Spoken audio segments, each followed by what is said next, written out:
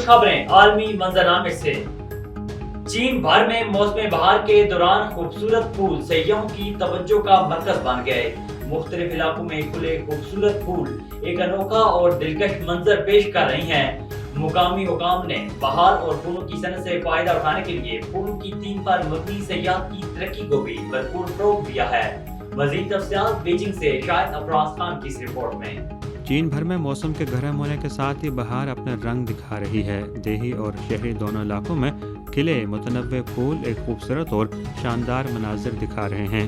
سیاحوں کی بڑی تعداد ان پھولوں سے محظوظ ہونے کے لیے باغات اور پارکس کا رخ کر رہی ہے۔ کئی علاقوں میں ایسا محسوس ہوتا ہے جیسے آپ خود کو پھولوں کے سمندر میں ڈوبا محسوس کرتے ہیں اور یہ مناظر انتہائی تازگی بخشتے ہیں۔ آسمان سے دیکھا جائے تو پھولوں کا وسیع سمندر ایک خوبصورت دیہی منظرنامہ پیش کرتا ہے۔ خوشگوار پھولوں کے جھنڈ باغات کو روشن کر رہے ہیں، سیاحوں کے لیے ایک گلابی پینوراما سنبھال لیے ہوئے ہیں۔ اسی طرح مختلف علاقوں میں کھلے سرسوں کے پھول بھی ایک انوکھا اور دلکش منظر پیش کر رہے ہیں۔ ان میں کئی علاقے ایسے بھی ہیں جو تیل کی پیداوار کے ایک بڑے اڈے کے طور پر جانے جاتے ہیں۔ یہاں سرسوں کی کاشت مقامی کسانوں کے لیے اپنی آمدنی بڑھانے کا ایک اہم طریقہ ہے۔ حالیہ برسوں میں مقامی حکام نے کسانوں کو خوشحال بننے میں مدد دینے کے لیے اس صنعت سے فائدہ اٹھانے کی کوشش کی ہے، جبکہ سرسوں کے پھولوں کی تھیم پر مبنی سیاحت کی ترقی کو بھرپور طریقے سے فروغ دیا گیا ہے۔ اسی طرح کچھ علاقوں میں نرگس کے پھول بھی کھل چکے ہیں۔ سیاح رنگ برنگے نرگس کے پھولوں کی خوبصورتی کو اپنے موبائل فون کے کیمرے میں محفوظ کرتے نظر آتے ہیں۔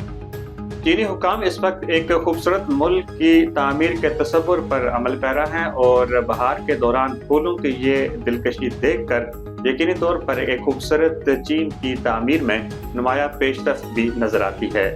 شاہد افراز خان، بیجنگ۔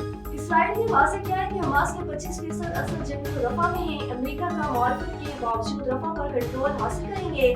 اسرائیل کے اسٹریٹجک امور کی وزیر نے ایک انٹرویو میں صالحات کرتے ہوئے کہا کہ رفح کے حوالے سے امریکی فریق کے خیالات سنیں گے، لیکن مصر کی سرحد پر واقع شہر رفح کو کنٹرول کیا جائے گا۔ رمضان مبارک کی خوشی میں گھر میں چراغاں کرنے والے 12 سالہ فلسطینی بچے کو اسرائیلی اہلکار نے شہید کر دیا۔ غیر ملکی میڈیا رپورٹس کے مطابق مشرقی یروشلم میں 12 سالہ پناہ گزین فلسطینی بچہ رمضان کی خوشی میں چراغاں کر رہا تھا کہ اس دوران غاصب اسرائیلی اہلکار نے اسے سینے میں گولی مار دی، جس کے نتیجے میں وہ شہید ہو گیا۔